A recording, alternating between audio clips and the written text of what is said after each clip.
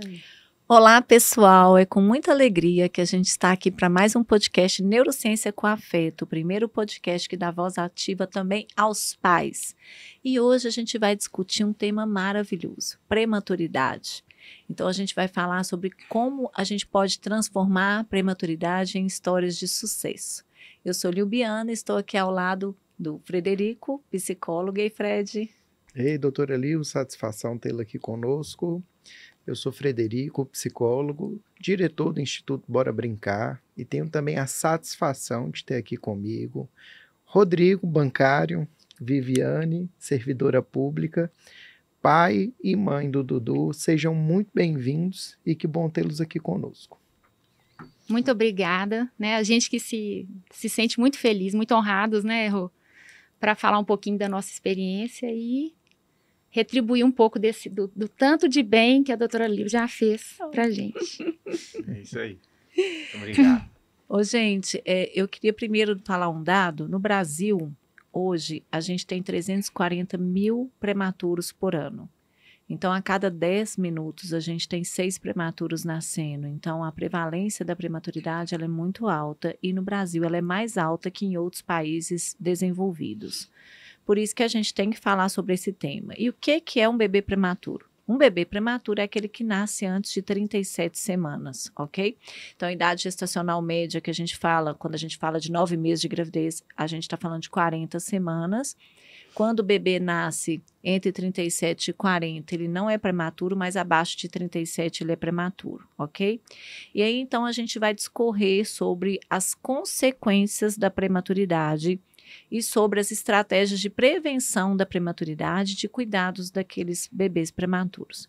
Para isso, a gente trouxe eles porque a gente tem um príncipe que me ensina todos os dias, que é o Dudu. Eles autorizaram a gente falar o nome do Dudu, que é o Dudu. Um beijo pro Dudu. Viu, Dudu? Você está em casa me ouvindo? Um beijo para você. O Dudu tem um diagnóstico de paralisia cerebral. E ele tem um comprometimento que a gente fala que é uma tetraplegia. Ele tem um comprometimento dos membros superiores e dos membros inferiores. Ele não anda, ele é cadeirante, ele não consegue conversar, falando, mas ele conversa com os olhos, com a gente. Soltando um sonzinho. Ele é uma criança que tem crises epiléticas, então ele tem, né, uma criança que depois passou pela questão toda nutricional. Então, assim, tem vários desafios ao longo da vida. Além da parte neurológica, esses bebês também têm um comprometimento pulmonar.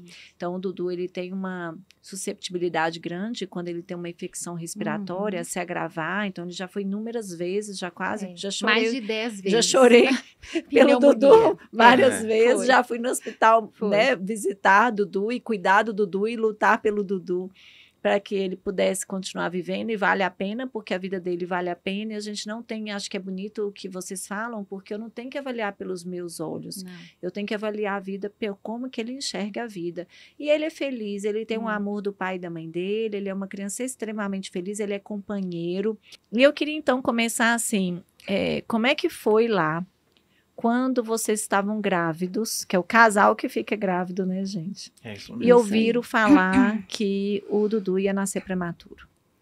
Pois é, na verdade, assim, estava tudo correndo otimamente, né, bem, sem nada que isso, assim, desse um resquício de dúvida que não iria ser a termo, né? E aí, com 26 semanas, mais ou menos, eu comecei a sentir umas contrações. E a minha contração, foi depois até do parto que eu descobri isso, meu útero é bicorno. Eu não tinha esse diagnóstico. Então, só isso já seria uma gravidez de risco. Então, a minha contração só era de um lado. Então, eu ficava assim, gente, não é contração, esse trem tá esquisito. Só de um lado, né? Enfim, aí comecei numa sexta-feira, né, Rô, as contrações. Era uma sexta-feira, entrar no carnaval. Né? Aí no sábado o tampão saiu, e isso tudo assim, a gente foi no plantão, né? Aí não, tá tudo bem, colo fechado e tal, volta para casa. Sábado o tampão saiu, voltamos para o hospital, tá tudo ótimo com o bebê, volta para casa e retorno, e repouso.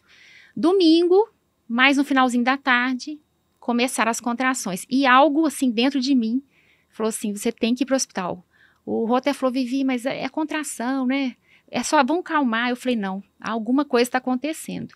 E eu fui, aí realmente o líquido já tinha reduzido. E aí, depois, na madrugada, eu comecei a sangrar, eu tive um descolamento da placenta. E hoje, a gente sabe que foi por causa da trombofilia. Então, é outro, como se diz, outro motivo de uma gravidez de risco que não foi diagnosticado, que eu não sabia que eu tinha. E aí, então, Dudu nasceu no meu aniversário, segunda-feira de carnaval, 26 semanas e 600 gramas. Ele nasceu muito pequeno. E foi, assim, um guerreiro já desde o início, porque, para vocês terem uma ideia, o Apgar dele primeiro foi 2. Ele teve que ser reanimado. E no dia seguinte, né, o Rodrigo, eu ia lá vê-lo, aí o Rodrigo tá assim, Vivi, pensa num bebê pequeno, bem pequeno. Aí eu pensei, é muito mais que isso. Realmente, muito menor. O prematuro, gente, é uma... E de 600 gramas, né? 600 gramas. É algo mão, que... né? É isso aí, aí. A mãozinha dele era pequenininha assim. Eu quase desmaiei na hora que eu vi. E eu pensei, gente, ao mesmo tempo, que perfeição de Deus. Que coisa mais linda, um ser tão pequeno. Era pele e osso, né, Rô? É. E todo bonitinho. Todo bonitinho. E aí começou a nossa experiência de UTI, né? Que foram 6 meses. Muitas infecções. E como é que você sentiu, Vivi, assim, quando você... Olha, como é que foi essa notícia, né, assim, ele vai nascer prematuro? Muito medo. Eu pensava assim, gente, eu nunca conheci uma criança com 26 semanas. Então, era tudo muito na minha cabeça. Assim, ao mesmo tempo, vinha uma força que falava assim, ele vai nascer com... Ele veio preparado. Pode deixar que ele veio preparado. Mas era muito receio. E tanto que na hora que eu vi, assim, eu pensei, gente, eu vou ficar aqui, acho que mais de ano, até ele crescer, até...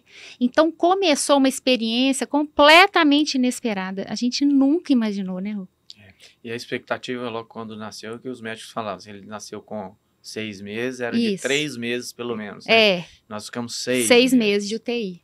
Muito tempo, Foi, né? porque ele ficava muito grave, ele teve as complicações, teve a enterocolite, que é a perfuração do intestino, ele tirou 8 centímetros do intestino com 800 gramas. Assim, é uma cirurgia que tinha adulto que tinha não... 1 quilo. que tinha adulto que não sobrevive. E essa cirurgia foi interessante, né, Rô? Marcou, assim, bastante, porque foram 4 horas de cirurgia, ele estava muito grave. A gente chegou para ver, ele ia operar do coração, para fechar o PCA. E aí, quando a gente chegando, o médico, mãe, teve uma intercorrência, ele vai ter que ser operado por outra coisa. Me chamaram a gente para despedir dele. Foi um momento, assim, muito difícil. Ele estava, assim, com os olhinhos, né, até roxo, assim, muito fraco. E fica chocado, né, com a estabilidade, que é uma infecção muito grave. Isso. Então, assim, eu já participei de inúmeras salas de parto. Eu, além de ser neurologista, eu sou intensivista. E eu trabalhei muitos anos na neonatologia, então, e as salas de parto mais complexas, né, que aquela sala de parto, assim, sempre lá, e era o Hospital das Clínicas, Maternidade Odete Valadares, então sempre aquelas salas de parto mais complexas. E muitas vezes o bebê muito prematuro, que é o que vocês falaram, e eu já participei até de uma sala de parto de uma prima minha, e a partir de 24 semanas a gente fala que o feto é viável, né, então assim, vai nascer e a gente vai investir. Mas a gente sabe, por exemplo, que igual o caso dele, nasceu com 26 semanas e já teve que ser reanimado em sala de parto porque ele não tem reserva pulmonar para conseguir respirar.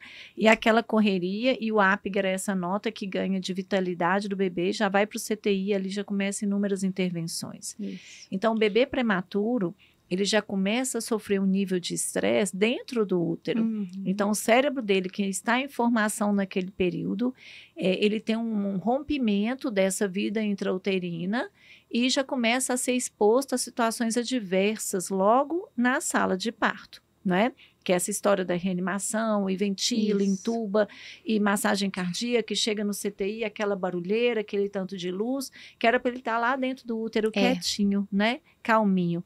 E aí essa questão toda do pai, da mãe, da angústia, que é claro que o bebê sente, né? Toda essa angústia, e a Vivi até falar, assim, que foi uma nova experiência, e tentar ter uma outra visão, vocês veem que eles não falam com tanto peso, né? Fala com uma certa leveza. E eu vou confessar aqui para vocês, de coração, que quando eu estava grávida do meu primeiro filho, eu tive a mesma história. Então, eu comecei a ter contrações E essas contrações foram aumentando, e eu era neurologista, eu estava fazendo mestrado em paralisia cerebral, eu tinha acabado de terminar a minha coleta de dados de fatores de risco e tudo, e trabalho com essas crianças, e aí eu falei assim, não, eu estou entrando em trabalho de parto. Só que aí, como eu já sabia, né, eu imediatamente fui para o hospital. Quando eu cheguei no hospital, eles falaram assim, você está em trabalho de parto, mas a gente não tem vaga. E aí eu falei assim, olha, daqui eu não vou sair. Eu não saio na porta, eu estou aqui para inibir o trabalho de parto, eu não vou na porta, porque se meu bebê nascer na porta, ele não vai ser assistido, e nem eu. E dali eu não saí. E aquela angústia, porque se eu sabia tudo o que podia acontecer, né, passou aquele filme na minha cabeça, e eu falei, vocês têm que inibir. E aí, gente, eu me internei 2 vezes na gravidez do Renato, e eu fiquei 12 semanas de repouso absoluto, sem levantar para praticamente nada. Eu levantava 2 vezes no dia, só para ir no banheiro e voltar. E assim, eu não fazia nada para que ele nascesse a termo, sabe? Meu útero não era bicorno, graças a Deus eu tinha um conhecimento que eu sabia que tinha que fazer, e aí por isso que eu me internei 2 vezes, que da segunda vez também é a mesma coisa, mas eu sei exatamente o sentimento, eu fico até emocionada de entender assim, poxa, meu filho vai nascer com 26 semanas, e como que vai ser daqui para frente, né? E as outras 2 gestações eu tive também contrações e tudo, mas aí já desde o início eu já comecei a inibir para não deixar chegar igual na do Renato, né? E depois que vocês ficaram lá no CTI, tem uma pesquisa muito bacana, várias pesquisas, mas tem uma pesquisa muito bacana que saiu alguns anos atrás, mostrando, colocou assim uma touquinha nos bebês prematuros e medir a atividade elétrica cerebral. E aí eles começaram a medir quando os pais chegavam e conversavam com o bebê.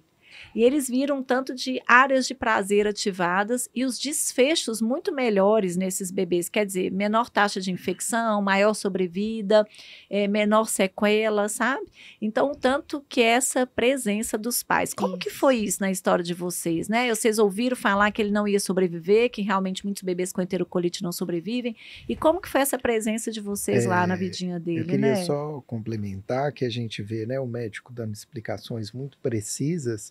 E aí a gente vê pesquisas da neurociência, né, com biomarcadores demonstrando, olha, desde muito cedo, o quanto que o poder do afeto faz com que essa criança tenha mais possibilidades. Aí eu queria ouvir, assim, da história de vocês, o que vocês sentiram, assim, você relatou que sentiu uma força muito grande desde o início, também quero ouvir do pai, né, que participa nesse momento, o que vocês sentiram, assim, em relação ao que olha, meu filho precisa do que está aqui dentro para que ele continue se tornando forte aí nesses primeiros momentos de vida. Pois é, eu destacaria até no dia da cirurgia, foi tão interessante, até a metade da cirurgia, né, Rô, a gente estava meio que se preparando para o pior, porque realmente ele estava muito grave. E a gente estava perto da sala, a gente só viu os barulhos, a apitação, médico correndo para lá, para cá. Aí chegou umas 2 horas, eu falei, pronto, agora nós vamos pensar positivo e vamos sonhar lá na frente, vamos pensar, imaginar como que será a nossa vida com ele. E eu lembro que eu fui conversando um pouco com ele, assim, né, no meu interno, assim, falando, filho, olha, essa vida vale a pena, eu sei que está sendo difícil. E isso eu falei para ele várias vezes na UTI. Eu falo, olha, filho, mamãe chegou, porque a gente podia visitar de manhã à tarde, né, 1h30 só. E aí eu falava as coisas que eu fazia, falava, olha, filho, tem uma família linda te esperando aqui, a família da mamãe, do papai, são famílias especiais, eu sei que a vida não tá fácil para você, mas vale a pena lutar demais, porque eu tenho certeza que você vai ser feliz. Eu lembro que eu tinha uma música que eu cantava, assim, era só a parte instrumental, e é interessante que outro dia eu escutei a música, meu coração até disparou, porque eu sempre cantava mesmo. E o Rodrigo também, conta um pouquinho, o Rodrigo saía do trabalho, ele trabalhava longe, ele vinha só para ir visitá-lo. Quer falar um pouquinho? Não? Então deixa ele respirar, ele tomar uma água. Mas é muito interessante, gente, assim, isso é fato, sabe, assim, você conversar, e depois em outras internações, ele entubado, completamente sedado, eu chego, sempre conto coisas boas, eu evito chorar ao lado deles, eu faço isso, eu faço um esforço consciente, de quando eu estou com ele, eu estou feliz, assim. Mas a gente chora, né? Chora. Rodrigo tá aqui chorando, a gente chora. Eu acabei de falar meu relato. É isso. Eu chorei várias vezes, Isso. né? A gente chora, que a gente sente, né, Rodrigo? Muito. E é complexo, e eu imagino, assim, né? Como que é chegar naquele lugar com aquele tanto de aparelho, aquele tanto de coisa pitando, aquele tanto de informação que você não sabe nada. E o seu filhinho, eu acho lindo, porque, né, eu amo o bebê. E o seu filhinho tão pequenininho ali, passando por tantas coisas. E essa incerteza diante da vida e da morte. Isso. E desde cedo, então, uma expectativa imensa, arrumando quartinho, arrumando Isso. bolsa, e aí vem essa história toda. E aí, depois dessa história toda, você ter essa energia positiva, né?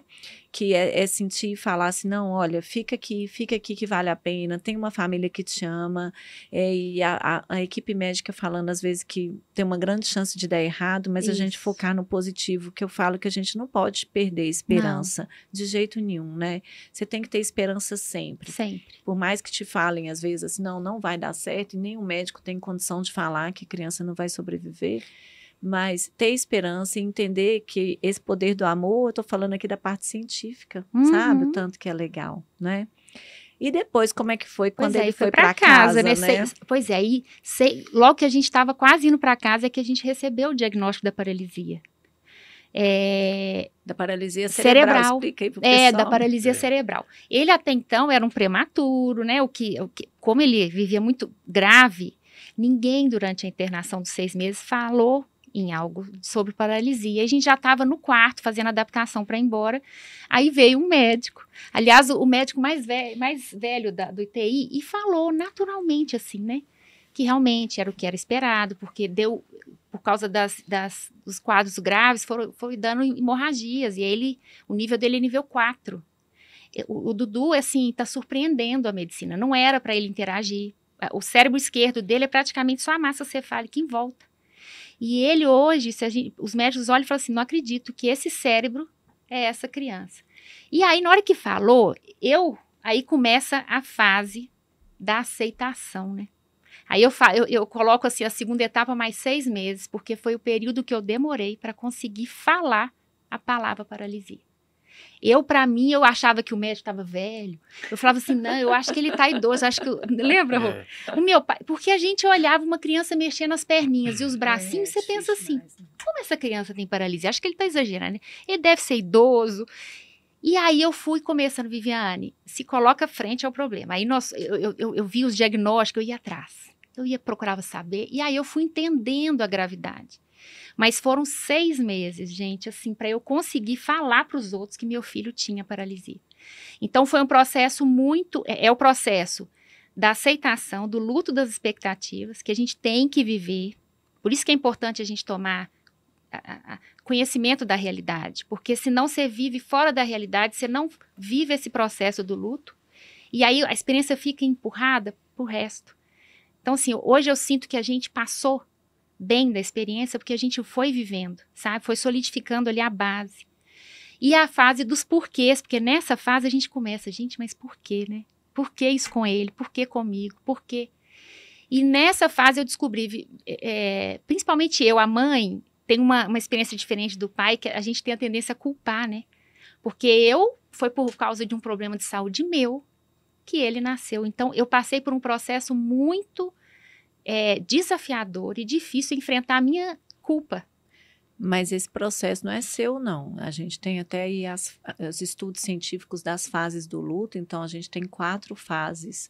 A primeira fase é a negação. Isso. Então, assim, não é possível, ele não tem nada. Não tem nada. A segunda fase é a revolta. Tipo assim, não, por que comigo? Isso. Por que está acontecendo isso?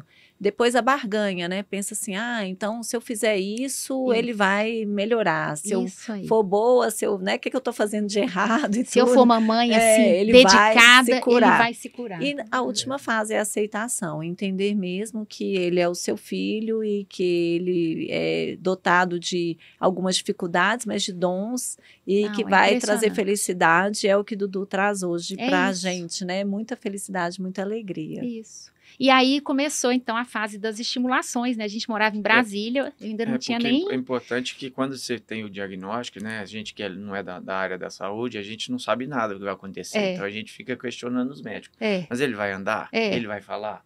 E os médicos, eles também não sabem, né? A doutora pode falar muito mais propriedade que a gente, mas não tem o como cérebro, assegurar ele, tudo, ele, né? Ele é plástico, né? Exatamente. Neuroplasticidade.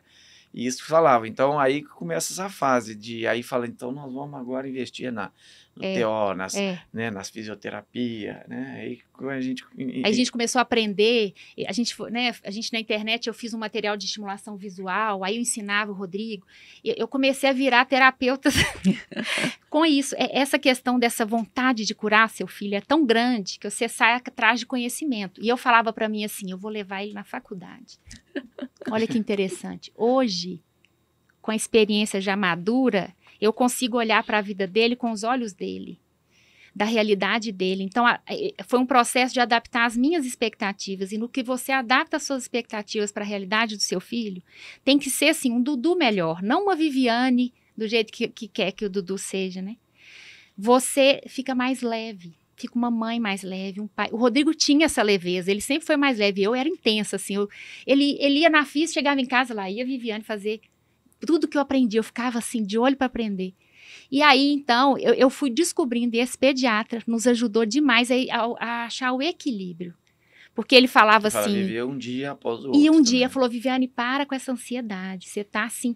E ele falava assim, olha, o Dudu vai ter muitas terapeutas na vida, mas mãe e pai, ele só tem 2. Se vocês deixarem de ser mãe e pai e quiser ser terapeuta 24 horas, também não tá legal. E aí a gente foi equilibrando, eu fui trabalhando comigo. E o Dudu foi dando muito mais resposta. Quando eu me tornei mais leve, menos pressionada com as minhas expectativas, e fui respeitando e vivendo isso um dia de cada vez. Então a gente evitava, assim, porque o início da experiência, quando você pensa muito longe, você acha que você não vai dar conta. Eu pensava ele adulto, aquilo dava uma pressão na minha cabeça, eu chorava de sofrida, achando que eu não ia dar conta. E aí eu falei, Viviane, viva um dia de cada vez. Porque, na verdade, a gente vai aprendendo junto, né? Então, a Viviane de hoje não se vê mãe de um adulto, do adulto. Mas até lá eu vou caminhando junto com ele. Então, eu vou descobrindo tudo e vou me adaptando e vou me capacitando. Então, não adianta eu sofrer pensando no Dudu adulto, né? Pesado, maior. Então, esse é um ponto da estimulação. Tem que ter muita. Realmente, essas crianças, elas são movidas por estimulação. Mas tem que ter uma parte de sentimento e de amor, para não ser algo motor, para não ser algo ali simplesmente mecânico. A gente tem que ir muito mais pelo coração. E foi aí que a gente começou a acertar.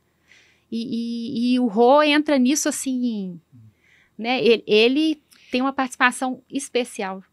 Essa história aí eu falo muito com os pais, assim, se você ficar preocupado com o que passou, porque muitas vezes foca lá atrás, o que aconteceu, o que deu errado, ou foca no futuro, como que ele vai ser, ele vai para a faculdade ou não, e aí não foca no dia de hoje. Eu falo assim, pensa num caderno em branco, se você não escrever a página de hoje, daqui a pouco você vai voltar e seu caderno vai estar todo em branco.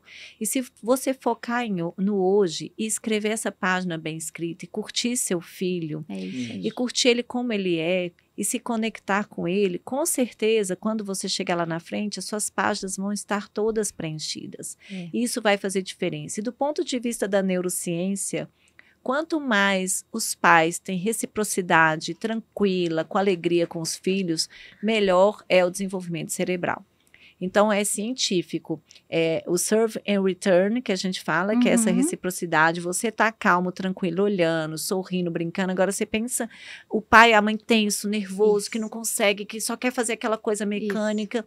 A criança, ela vai tentar se afastar, porque tem os neurônios espelho, né, Fred? Assim, que tenta imitar o comportamento daquele adulto, tenta buscar o adulto. Tem esse poder do amor, do afeto, que ele alcança mesmo à distância, mesmo eu estando lá fora da sala de cirurgia.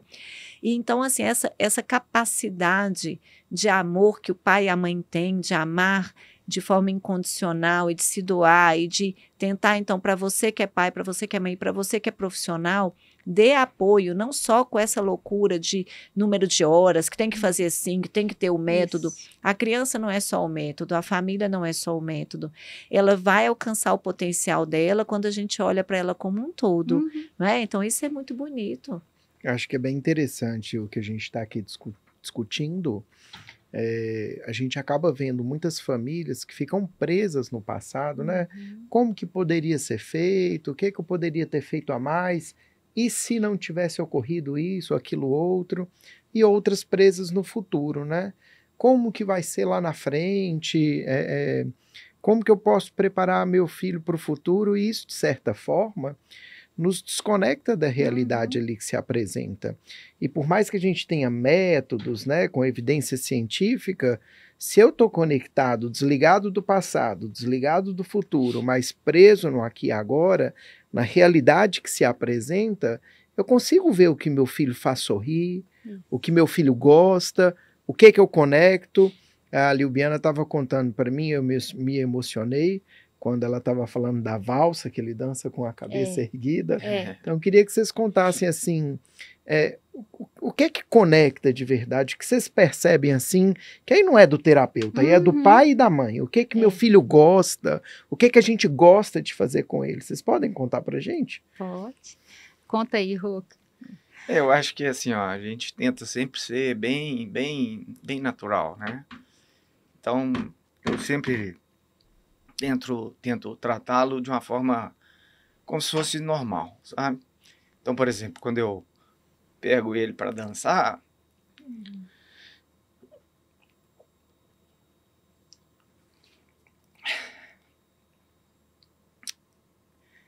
eu tento fazer de uma forma bem natural, sabe? Que ele viva a dança, né? O Rô fala, vem dançar com o papai, e aí ele pega e ele dança valsa, sabe? E é interessante que é coisa de Deus, assim, né? Porque ele fala assim, dança elegante aqui com o papai. Com a mamãe, gente, ele vai encaracolando assim no pescoço, mas com o papai, ele consegue um pescoço, né? Que a fisioterapeuta fica assim, gente, como você fez isso com o Dudu, né, Dudu? E ele gosta. Então, assim, isso eu acho muito, muito legal, assim, na postura do Rui. Ele entra no mundo do Dudu. Eu acho que um pouco isso. Ele entra no mundo, e aí como o Dudu não enxerga, porque com os 3 anos ele começou a degenerar a retina. Então, a gente teve que começar a aprender de novo. Então, assim, às vezes eu me pegava mostrando um trem colorido, um brinquedo. Eu falei, não, Viviane, não adianta. Então, não é isso. Aí eu voltava. Aí deixa eu brincar, como é que eu brinco? E o Rô foi tendo essas ideias, ele foi observando que ele gostava de barulho, né, Rô? A gente começou com o negócio da cadeira, né? Uma cadeira arrastando, aí fazia o barulho de arranhar. E ele ria. O fecha-eclair, quando a gente fechava um barulho do fecha-eclair, né? Era mesmo. Papel, celofane. Então a gente começou a notar que as coisas simples que ele gostava, né? Então, por exemplo, aí a gente começou a cantar com ele, né? Estimular a coisa da música, fizemos música terapia com ele. E no começo a música ele não gostava, né?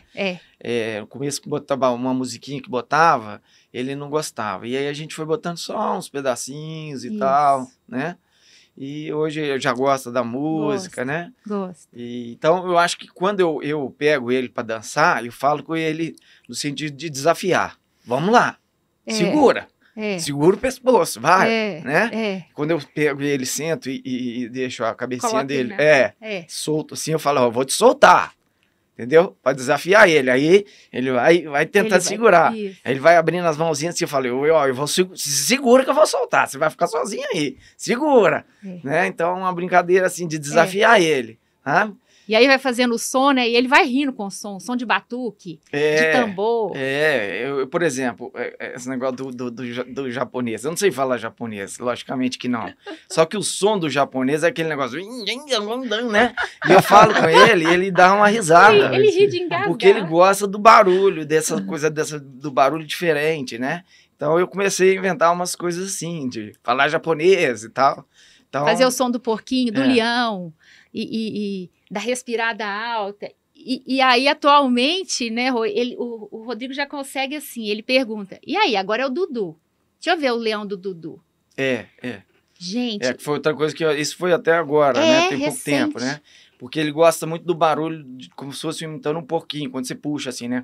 Tal. Só que aí eu comecei a ensinar ele para fazer para fora. Aí eu falei, você tem que fazer assim para fora. Aí ele começava baixinho. Eu falei, faz alto. Você tá fazendo baixinho. Aí ele começava a fazer, sabe? Então eu vou desafiando ele, né? Eu falo, você tem que fazer mais forte. Pode fazer mais forte. Tá baixinho. Então, assim, a gente vai brincando com ele. Achei legal você contando. Eu sou gêmeo e meu pai era muito, né, amoroso conosco. Mas quando a gente era criança, a gente percebia o momento que ele começava a deixar a gente ganhar de propósito. E aí, um dado momento, ele percebeu o que você acabou de contar. Que ele, não, agora eu vou jogar para valer. E aí a gente ficava pé da vida, doido, querendo ganhar. E aquilo nos ajudava a desenvolver. Então, assim, você contando aí... isso aí particularmente me tocou. Então, ao lado disso, né? Olha, meu filho ali tem uma realidade que se apresenta, mas eu quero que ele seja forte, eu quero que ele atinja o pleno potencial dele, seja lá como for. Então, isso eu acho... ele quer mostrar. É muito interessante. Muito bonito, com o Rodrigo, né? Eu sinto que ele quer mostrar que ele é forte. Sabe? Muito legal. O poder do afeto, né? E faz as bagunças de menino, né? Adora acelerar o carro. Quando a gente tá no carro, às vezes você vai subir uma ladeira e ele percebe. Aí eu falo, acelera, papai, acelera. Aí ele, começa... Adoro, tobogã. Pé na tábua, né? Muito legal, né? Mas olha, uma coisa que eu não poderia deixar de falar é da equipe realmente médica e de profissionais, né? Eu falo que desde a UTI eu comecei um trabalho comigo, assim, primeiro de valorizar muito o trabalho de todos esses profissionais. A gente começa a ver, assim, a luta, né, que é o ambiente da UTI, os desafios. E isso, para mim, foi muito importante para aprender quando você valoriza o que o outro faz. Porque, às vezes, a mãe olha o jeito que a enfermeira pega o neném e fica assim, ai, mas não era para pegar assim, né? Ai, mas não tá. Mas, gente, eu fui fazendo um trabalho comigo para valorizar as pequenas coisas e pensar que o mais importante era...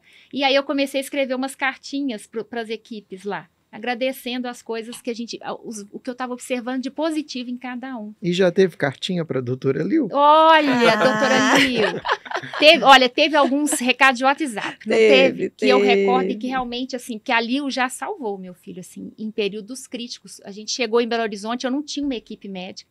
A Lil é minha amiga de infância, nunca mais tínhamos nos encontrado. Isso. Aí, um período que ele estava tendo muitas crises de ausência, eu não estava entendendo, eu não sabia que era crise de ausência. Me falaram que a Lil estava em Belo Horizonte e que era neuropediatra. E aí, foi aí que nós começamos. Ela me ajudou. Foi um dia que ele estava gravíssimo no hospital. Se não fosse ela, acho que eles nem iam me aceitar, porque o hospital estava lotado. E aí, começou todo. Então, hoje, e eu sinto que a gente é uma equipe. E isso é muito importante, porque eu sei que tem o estresse dos pais, né? Em querer. E, às vezes, por estresse, a gente acaba dificultando essa convivência de médico e terapeutas. A gente, às vezes, fica muito exigente com pequenas coisas e acaba atrapalhando. Então, eu sou muito grata. Assim, todo aniversário, assim, eu costumo, às vezes, escrever para os médicos que fizeram parte da vida do Dudu desde que ele nasceu. Como eu conheço a Vivi desde 3 anos, aí a irmã, aí para a irmã não escreve muito não, mas né? Olha... Para a irmã, ela grita toda hora, mas porque é irmã mesmo, né? Tá socorre, né? Porque acho que o pessoal não sabe, né, que o Dudu nasceu em Brasília. Né? Então, o primeiro ano de vida dele foi todo em Brasília. Isso. E nós não tínhamos nenhum familiar em Brasília. Então, esses primeiros 6 meses, né? Claro que a mãe dela foi lá, minha mãe foi lá e tal. Mas esses primeiros meses, quer dizer, o primeiro ano de vida todo foi lá em Brasília, né? E depois que a gente resolveu mudar para Belo Horizonte. E aí foi toda essa... O processo de montar uma nova equipe, exatamente. E é muito importante. É uma equipe que você confia, que conhece seu filho tanto na gravidade quanto quando ele está bem. E aí, então, assim, eu falo que nós temos que investir nisso e a gente é muito, muito grato a isso. E eu acho que, assim, outro ponto, né, que eu penso que é importante a gente trazer dessa experiência é realmente, na medida que você vai vendo a experiência como oportunidade, porque realmente é isso, assim, no início a gente acha como a tendência do ser humano é achar que é um castigo, né? Mas não, essa maternidade é tão linda. E se e eu lembro de eu me perguntando assim, Viviane, você engravidou para ser mãe? Para ser mãe. Então, eu fui descobrindo, e eu penso que a gente está descobrindo isso juntos, né? E por isso que a gente está cada vez mais unido, né? A gente é cada vez mais feliz como família, porque a gente vai vendo a beleza dessa maternidade, então a gente se realiza. Então, assim, né? Eu às vezes perguntava pro Rodrigo, você é realizado como pai, né, Rô? E ele é super, assim, ele fala um pouquinho disso. Porque... Não, eu acho que essa realização é isso que eu estava falando, de pegar no caso, né, pegar o meu filho e aceitar ele como ele é. E aí e desfrutar e propor esses desafios, né, que eu te falei, de falar, olha, vamos fazer, você tem que fazer aqui, né, e conversando com ele, eu converso com ele naturalmente, e eu falo e respondo, né, para ele, já que ele não fala, né, então vai, faz, grita, faz mais forte, ó, tô te escutando, né.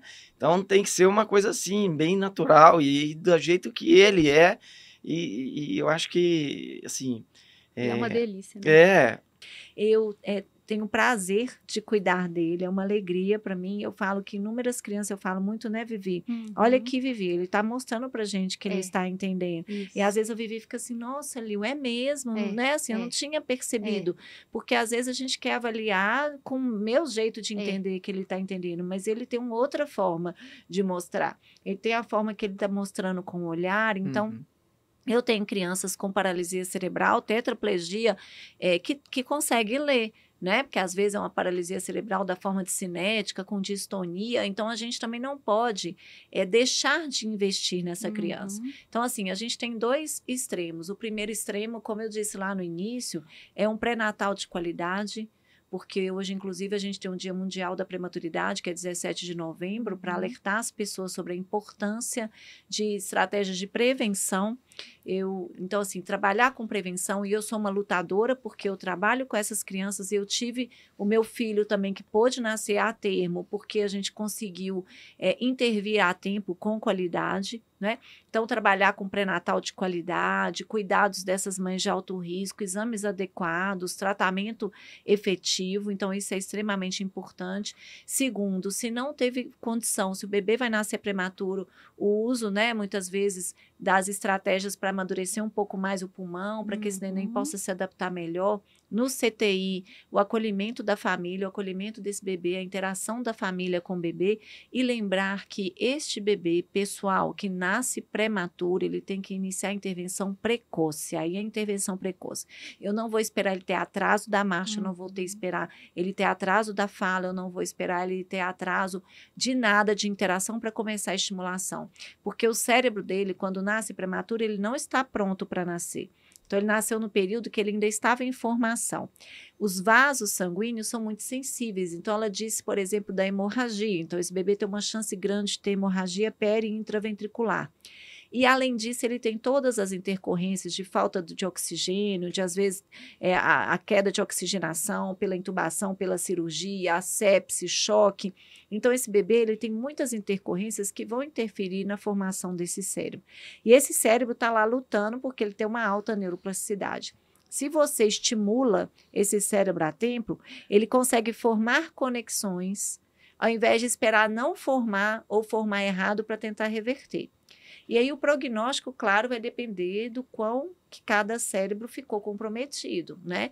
E aí é isso, não dá para a gente olhar lá o exame de imagem e falar, esse bebê nunca vai interagir. Não, porque o Dudu, apesar de não andar e não conversar, ele interage, né? E não enxergar, ele consegue interagir da forma dele, ele consegue ser feliz. Então, é a gente ampliar a nossa visão de felicidade, ampliar a nossa visão de vida. Isso é muito bonito, né? Eu falo que antes eu achava que a felicidade dependia dos acontecimentos, né, da vida, mas hoje eu vejo que até nas maiores dores, até nos maiores sofrimentos, tem muito de belo e de bom e de Deus. Tem muito. É só a gente aprender a ver. Então, o mal da dor é relativo. Então, assim, hoje, assim, eu falo que para mim é um privilégio ser mãe de uma criança tão guerreira, tão lutadora, porque os prematuros, gente, eles nascem com uma força, eles nascem já lutando, e isso é um privilégio, um pai ter um filho guerreiro do lado. A sensação que eu tenho é que eu tenho um ser ao meu lado que sabe as lutas que cabem a ele, E ele ainda me ajuda nas minhas, porque o danadinho, mesmo entubado, ele sorri para você e tem brilho nos olhos. Eu falo que o Dudu, os médicos falam, o Dudu é fora da curva, Vivi, ele tem uma força, uma energia. E eu acho que isso depende muito da gente também. Então, é muito importante, assim, se você quer ajudar o seu filho, ajude a você primeiro. Você tem que trabalhar para viver essa experiência e transformando a dor em aprendizado. Porque aí a experiência não vira trauma, não vira mágoa, não vira peso. Hoje eu sou muito melhor do que eu era antes do Dudu. Então, hoje eu tenho gratidão por cada sofrimento, cada luta que a gente viveu. Porque hoje eu consigo ser uma mãe muito melhor. Então, para mim, é uma experiência riquíssima. Então, assim, prematuro, gente, já aprenda o seguinte, vocês aprendam com seus filhos a lutar. Que vocês vão ser muito mais felizes. E não é a Vivi e o Rodrigo que cuida do Dudu, né? O Dudu cuida da Vivi e do isso Rodrigo. Mas ele é um isso. exemplo pra gente, né? Eu falo que assim, eu aprendo demais também, porque eu falo, gente, como é que essa criança consegue lutar tanto e vencer tantos obstáculos e tá feliz? Quantas vezes eu já fiz visita domiciliar e aí você fala assim, nossa, eu vou lá naquele lugar e tudo, chega lá, às vezes uma casa pequenininha, uma família assim, sem muitas condições, e a criancinha lá com paralisia cerebral na sala, numa alegria, e o povo numa alegria, entendeu? Fazendo a frutinha, congelando a frutinha amassada. E, ô, doutora, você quer ir um chocolate quente que a gente fez aqui? Né? E você fala, gente, olha para você ver onde que está a felicidade. Então, é um aprendizado que a gente tem diariamente com eles, é ampliar essa visão de amor, de vida. E então, assim, eu falo muito, é claro que a gente tem que trabalhar com a prevenção da prematuridade, a gente entender que nosso país, infelizmente, tem muito ainda a caminhar, então a gente precisa de falar com vocês, por favor, divulguem essa importância de prevenção da prematuridade, a gente precisa dos influenciadores, a gente precisa das pessoas da televisão, a gente precisa dos políticos com estratégias de saúde pública, né, para a gente poder trabalhar com isso é muito importante, para cada médico entenda que cada uma criança é única. Então, ela não é um número, ela é única. A gente tem que fazer tudo, porque para aquela família, aquela criança é 100%, ela não é uma estatística. Vai nascer igual eu ouvi lá. Falaram assim, não, seu filho vai nascer prematuro mesmo. Não adianta você fazer nada, né? Então, assim, tipo assim, não tem vaga no CTI aqui, é melhor você ir para outro lugar, sabe? Então, assim, como assim, né? Então, a gente ter essa sensibilidade e a gente lutar pelas nossas crianças e lutem por qualidade de atendimento. Saiu do CTI, tem que ter atendimento de qualidade, tem que ter acompanhamento, tem que ter essa estimulação. E mesmo aqueles bebês que às vezes não vão ter paralisia cerebral, eles têm um risco aumentado de ter transtorno de déficit de atenção e hiperatividade, transtorno do espectro do autismo, dislexia, coisas que vão aparecer às vezes só lá na frente, sabe? E que aí pequenininho não vai aparecer. Então, se você estimula desde pequeno, não é porque ele andou, tá tudo bem. Andou, é uma questão motora, está andando bem, ótimo, mas é um ser que tem que estimular outras habilidades. E a gente tem como trabalhar no desenvolvimento da cognição, das funções executivas, da interação, da socialização, né? Adaptar a escola, adaptar a vida. Então, é isso. Acho que a mensagem aqui hoje é um aprendizado muito grande, né, Fred, assim, de vida que a gente tem com a Vivi, com o Rodrigo, e eu aprendo muito com o Dudu, né? A gente já está junto há muitos anos, né? Mas já tem mais de 10 anos. Dudu hoje tem 13 anos. Tem 13. Hoje ele é pré-adolescente. Ele é adolescente. Tá lá um jovem adolescente. Mas olha... Tem algumas crianças prematuras que a gente atende no consultório, aqui finalizando... a gente sempre fala assim para as famílias, olha, seu filho é como se fosse um mamãozinho que tirou do pé antes da hora, você vai ter que riscar, igual a gente faz lá no interior, embrulhar no jornalzinho e pôr lá no forno, que aí ele vai sair um pouquinho mais maduro no próximo dia. Fazendo essa metáfora para dizer do quanto que ele vai precisar um pouco mais de carinho, um pouco mais de atenção, um pouco mais de aconchego, de afeto, né? Tem um método do canguru que se utiliza para acelerar o processo desde o início.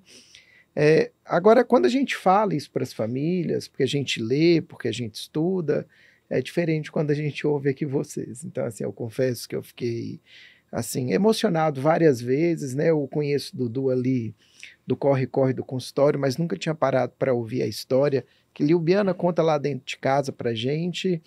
E o que mais me chamou a atenção aqui não foi de maneira alguma as limitações dele, mas o imediatismo de vocês dois, de entender, de se conectar e o que é ser pai, o que é ser mãe. Então, assim, o que vocês poderiam deixar aqui como mensagem final para cada pai, para cada mãe? Eu queria ouvir mesmo, porque a gente vê, assim, crianças sem nenhum acometimento e claro que pais próximos, mas também pai e mãe muito distantes e que tem várias preocupações a não ser aquela de ser pai, né? Então, me chamou demais a atenção, assim, a maneira que vocês se conectaram com o filho de vocês desde o início. Então, assim, qual a mensagem que vocês poderiam deixar para cada pai, para cada mãe, em relação ao filho que cada um tem? Eu acho o seguinte, que o pai e a mãe, eles devem participar da vida da criança da forma que puder, né? Então, dentro da limitação do seu filho, né? Então, eu faço, por exemplo, essas brincadeiras, porque, logicamente, a limitação dele é essa, né? Eu não posso querer sair correndo com ele, nem jogar bola com ele, porque ele não tem essa... Não vai ser possível isso. Mas, dentro da limitação dele, eu procuro, igual eu falei, colocar esses desafios, pequenininhos desafios, né? De segurar ele, de fazer ele falar mais forte, de falar e tentar que ele me repita o meu som, né? Então, dentro da limitação dele, que você consiga, que os pais consigam brincar com a criança dessa forma, né? E dessa forma simples, né? Natural, bem tranquila, não precisa ser nada diferente, nem fazer nenhum malabarismo, nem tentar inventar coisas, né? Uma coisa simples que você vai conseguir interagir com seu filho. Que o Dudu, é igual a gente comentou aqui, ele não fala, mas ele interage da forma que ele consegue interagir, né? Então, por exemplo, você vê ele enxerga, tem uma visão também subnormal. Então, você vê ele procurando, assim, ele vai olhando para baixo, assim, você vê que ele está procurando, né? Outro dia, por exemplo, nós tivemos uma experiência no carro, que o trânsito estava muito ruim, né, Vi? Tá. O trânsito muito ruim e tal, aquele trânsito danado, e parece que a cidade estava toda tensa, porque estava tão, né, o trânsito tão agitado. E o Dudu, a gente notou que do tempo que a gente ficou quase com 1 hora no trânsito, ele ficou quietinho, né? Que ele notou que o negócio estava tenso. Aí a gente ainda comentou, nossa, até ele notou que o negócio estava tenso, que o dia estava tenso, que o trânsito estava tenso. Então, dentro das condições dele, ele interage com a gente. Você vê que ele estava ali e falou assim, eu acho que agora eu preciso ficar quietinho, porque o trânsito está ruim e tal. Então, é isso. É dessa forma que a gente vai vivendo com ele. E, assim... E ele não precisa de muito para ser feliz, né? Igual eu falei, arrastar uma cadeira, fazer um barulho, para ele já é a felicidade. Deitar todo mundo, quando a gente deita, o Rodrigo abraça, aí eu falo, eu vou abraçar também. Gente, ele ri de engasgar. Assim, eu falo que é muito mais pelo coração do que pela mente. A mente, a gente precisa das informações, né? Dos conhecimentos. Saber como é que faz isso, como é que eu coloco uma sonda, como é que eu troco uma sonda quando sai, ele arranca, eu tive que aprender. Mas é muito mais, e para que a sensibilidade participe, a mente tem que estar serena. Então, por isso que é muito importante os pais trabalharem com esse equilíbrio. Então, se não está legal, busque se equilibrar emocionalmente, mentalmente, para você conseguir, pelo olhar, pela parte sensível, começar a entender os pequenos sinais dele. Se ele está com fome, se ele está com dor, se ele está... feliz. E assim, então é muito mais o coração. Acho que o segundo ponto, né, é realmente pensar o seguinte, cada experiência de maternidade tem um desafio. Nós temos desafios muito físicos, mas vocês têm outros desafios imensos. Então, a gente tem que tomar muito cuidado com, às vezes as pessoas querem nos ajudar e às vezes, né, não precisa ter dó. A vitimização. A vitimização não faz bem.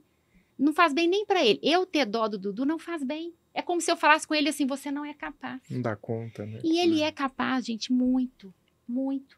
Então, na medida em que a gente vai entendendo e vai desfrutando, vai rindo junto, vai fazendo as baguncinhas, os barulhinhos, as coisas que ele sabe? E é como se eu estivesse falando o seguinte, olha, essa vida é a nossa e a gente vai ser muito feliz com ela, né? sabe? Então, não tem mistério. O negócio é você mudar a forma como você vê, sabe? E procurar aproveitar o que é difícil, tornar em aprendizado para você ser uma pessoa melhor e ser feliz, porque a gente veio nessa vida e é o que o Criador espera que a gente seja. Essas experiências não são para virar um peso, trazer tristeza. Pelo contrário, é para conectar de uma forma, e a conexão nossa é muito forte. Com esses filhos, é muito interessante, todo mundo já me falou isso. Vivi, a gente sente uma força unindo vocês três. Então, é tão interessante, é uma experiência diferente. Então, a gente tem que viver nessa vida. Eu estou vivendo essa experiência, então eu vou fazer o máximo para aprender muito, para desfrutar muito, ser feliz. E arrumei um marido, companheiro de vida. Perfeito. Né, amor? Muito obrigada, viu? Obrigada, Vivi. Eu que agradeço tanto aprendizado, agradeço poder participar dessa história desde o início, poder acreditar no Dudu e lutar pelo Dudu, que eu acredito mesmo, né, assim, nessas crianças eu consigo, é isso, gente, a conexão, ela vai além de olhar nos olhos, ela vai além das palavras, ela vai além de ouvir, ela vai além de tocar. A conexão de verdade, ela tem origem no amor, no afeto. E é isso que a gente está falando aqui. E o que a gente vive, o que eu vivo no consultório com esses meninos é essa conexão que ela é infinita, ela é maravilhosa, que é essa conexão do poder do afeto.